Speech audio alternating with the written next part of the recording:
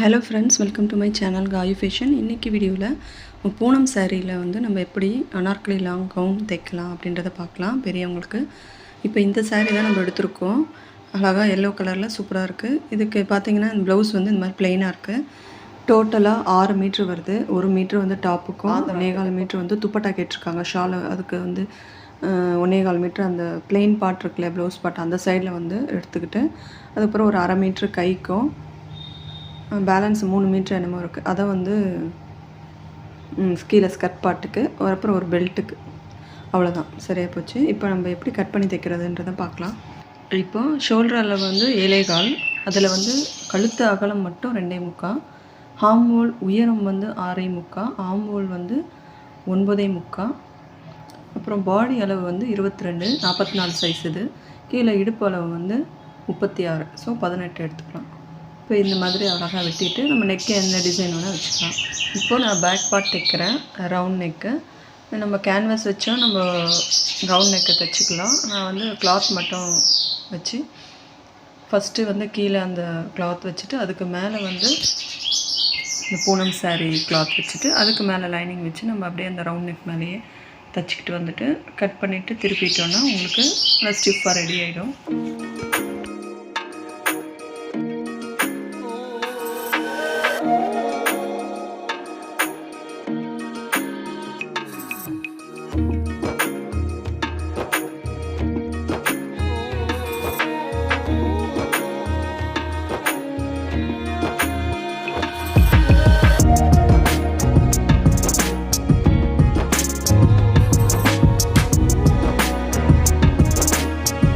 இந்த மாதிரி லைனிங்கோடு தைச்சி எடுத்தாச்சு. இப்போ ஃப்ரண்ட்டும் அதே மாதிரி தான், கீழே கிளாத் வச்சுட்டு நம்ம என்ன டிசைன் வேணுமோ அதை நம்ம தைச்சிக்கலாம். நான் சிம்பிளாக தான் இதில் தைக்கிறேன்.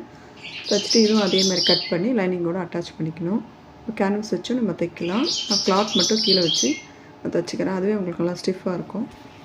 எக்ஸ்ட்ரா டிசைனாக வைக்கணுன்னா மட்டும் கேன்வஸ் வச்சு தான் யூஸ் பண்ணணும்.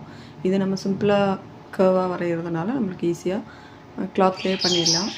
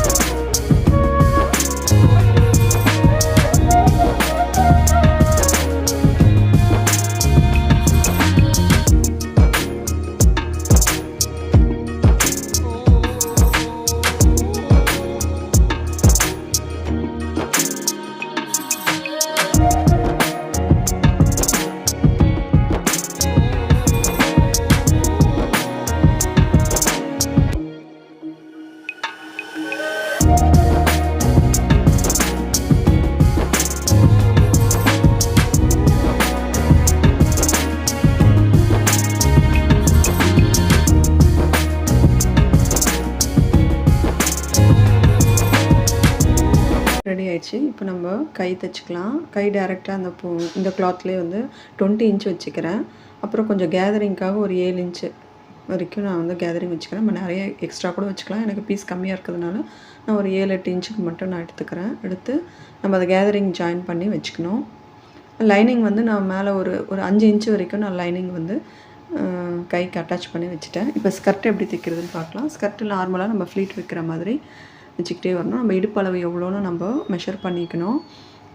18 இல்லையா, ஒரு ஸ்கர்ட் அளவு 18, அதே மாதிரி இன்னொரு ஸ்கர்ட் அளவு 18 வைக்கணும். ஸோ எக்ஸ்ட்ரா அந்த பக்கம் 1 இன்ச்சு 1 இன்ச்சுன்னா உங்களுக்கு வந்து 20 இன்ச்சு டோட்டல். ஸோ 20 இன்ச்சு வர அளவுக்கு நம்ம அட்ஜஸ்ட் பண்ணி ஃப்ளீட் வச்சுக்கலாம். இந்த மாதிரி சின்ன சின்னதாகவும் வைக்கலாம், இல்லை தூரமாகவும் வைக்கலாம். நம்ம எவ்வளோ துணி இருக்கோ அதை பொறுத்து நம்ம வச்சுக்கலாம். ஸோ 3 மீட்ரு எடுத்தோம் இல்லையா, 2 ஸ்கர்ட்டு இந்த ஃப்ரண்ட்டில் பேக்கில் வைக்கிறதுக்கு உங்களுக்கு துணியை வச்சு அளவு எடுத்துகிட்டு நம்ம எவ்வளோ வைக்கணுமோ, ஒரு ஃப்ளீட் எக்ஸ்ட்ரா ஆகிடுச்சுன்னா நீங்கள் திருப்பி பிரிச்சுட்டு கூட நீங்கள் கரெக்டாக 20 இன்ச்சு வர அளவுக்கு வச்சுக்கலாம். இது வந்து லாங் கவுனுக்கு இந்த மாதிரி ஃப்ளீட் வச்சு தைக்கலாம். இல்லை நம்ம ஃபுல் சர்க்கிள் கவுனும் தைக்கலாம். அதுக்கு துணி வந்து நம்மளுக்கு எப்படி இருக்கோ அதை பொறுத்து நம்ம தைச்சிக்கலாம். இது வந்து 3 மீட்டருக்கு இப்படி வச்சா தான் நல்லாயிருக்கும். நான் அதனால் இப்படி தைச்சிட்டேன். லைனிங் வந்து அதே மாதிரி லைனிங் வந்து 2 மீட்ரு தான் நான் லைனிங் எடுத்திருக்கேன். 1 மீட்ரு வந்து டாப்புக்கு தனியாகவும், கைக்கு சும்மா ஒரு 5 இன்ச்சு மட்டும் லைனிங் வச்சுட்டு பேலன்ஸ் வந்து 2 மீட்ரு வந்து முன் பக்கம் ஸ்கர்ட்டுக்கு 1 மீட்டரும், பேக் பக்கம் ஸ்கர்ட்டுக்கு 1 மீட்டரும். ஸோ 2 மீட்டர் லைனிங் இருந்தால் போதும். சின்னதாக ஃப்ளீட் வச்சு நம்ம ஜாயின் பண்ணிக்கலாம். ஸோ அந்த சாரீ கிளாத்து தைச்ச ஃப்ளீட்டு தைச்சோம் இல்லையா, அதோட இந்த லைனிங்கை பேக்கில் வச்சு நம்ம அட்டாச் பண்ணிக்கணும். 2 பக்கமும் அதே மாதிரி தைச்சிக்கணும். கரெக்டாக அந்த இடுப்பு அளவு மெஷர் பண்ணி நீங்கள் தைச்சி வச்சிட்டிங்கன்னா நம்ம இப்போ டாப்போட ஜாயின் பண்ணும்போது ஈஸியாக இருக்கும். இப்போ நான் வந்து கை வந்து அட்டாச் பண்ணிட்டேன். இப்போ கை வந்து நான் 4.5 இன்ச்சு சுற்றளவு மார்க் பண்ணிவிட்டு நம்ம அந்த கேதரிங் வரைக்கும் தைச்சோம் இல்லையா, ஒரு 7 இன்ச்சு அது வரைக்கும் அப்படியே ஸ்ட்ரெயிட்டாக அந்த 4.5 இன்ச்சுக்கே கொண்டு போகணும்.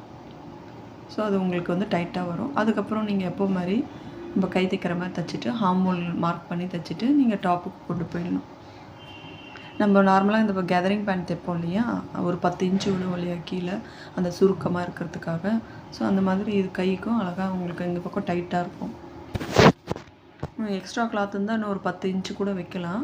10-12 இன்ச்சு எவ்வளோ வேணால் வைக்கலாம். ஃபஸ்ட்டே டாப்போட கையெல்லாம் அட்டாச் பண்ணிக்கிறேன். அதுக்கப்புறமா இப்போது ஸ்கர்ட் வந்து அட்டாச் பண்ணணும். அப்புறம் வெயிட்டாக இருக்கும் உங்களுக்கு கை தைக்கணும். அதனால் நான் கையில் அட்டாச் பண்ணிவிட்டேன். இப்போ நம்ம ஃபஸ்ட்டு சென்ட்ரு மார்க் பண்ணிக்கணும். ஃபஸ்ட்டு பேக் அட்டாச் பண்ணுறோம்.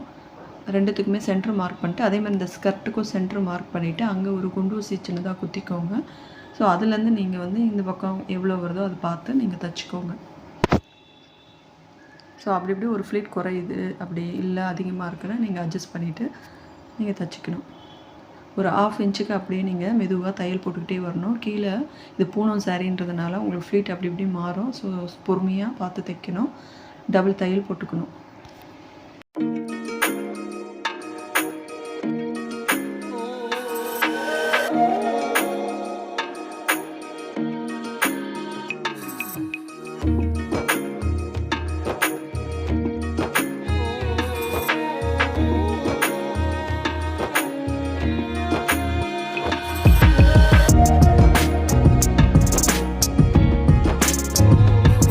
திருப்பி அது மேலே ஒரு தையல் போட்டுக்கணும்.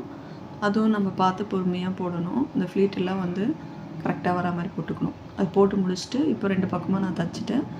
இப்போ நம்ம அந்த 4 இன்ச்சு வரைக்கும் இந்த லைனிங்கு ப்ளஸ் இந்த சாரீ கிளாத்து எல்லாம் சேர்த்து ஒரு 4 இன்ச்சு வரையும் சேர்த்து தைச்சிட்டு அதுக்கப்புறமா சாரீ கிளாத்தை தனியாக மடித்து நம்ம புடவை மடித்து தைப்போம் இல்லையா, அந்த மாதிரி தைச்சிக்கணும். அப்போ உங்களுக்கு வந்து அந்த பிசுறுலாம் வெளியே வராது. ஓரலாக்கும் அடிக்க வேண்டாம். உங்களுக்கு அப்படியே நம்ம சாரீ ஓரம் அடிப்போம் இல்லையா, அந்த மாதிரி இருக்கும். ஸோ இந்த மாதிரி தைச்சிட்டு அதுக்கப்புறம் லைனிங்கை வந்து அதே மாதிரி சேர்த்து 2 லைனிங்கையும் சேர்த்து அதே மாதிரி நம்ம மடித்து தைச்சிக்கணும். ஸோ 2 பக்கமும் அதே மாதிரி ஜாயின் பண்ணிவிட்டு